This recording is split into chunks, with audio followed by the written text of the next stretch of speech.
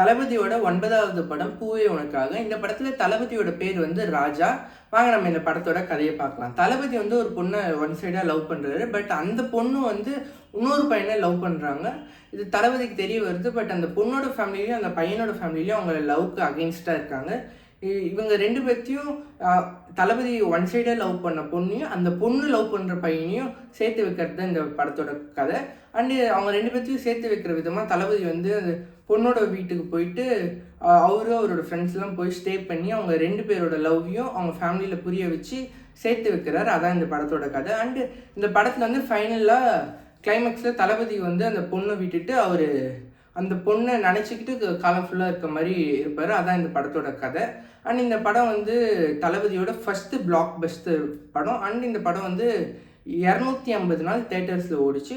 இந்த படத்தில் தான் தளபதியோட ஃபேமஸ் டைலாக் சொல்லியிருப்பார், பூ ஒரு முறை உதிர்ந்துருச்சுன்னா அதை ஒட்ட வைக்க முடியாதுன்ற டைலாக் இந்த படத்துல இருந்து தான் வந்திருக்கு. செடியில எத்தனை பூ பூக்குது, ஒரு பூ உதிர்ந்தா இன்னொரு பூ பூக்குறது இல்ல? வாஸ்தவம் தாங்க. ஆனா உதிர்ந்த பூவை மறுபடியும் எடுத்து ஒட்ட வைங்க பார்க்கலாம், முடியாது. அது மாதிரிதாங்க காதலும். சில பேருக்கு அது செடி மாதிரி, ஒன்று போச்சுன்னா இன்னொன்று.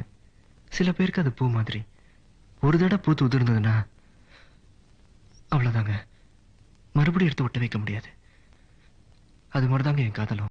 உன்னை நீங்கி என்னாலும் எந்த ஜீவன் வாழாது, உந்த அன்பில் வாழ்வதற்கு ஜென்மம் ஒன்று போதாது.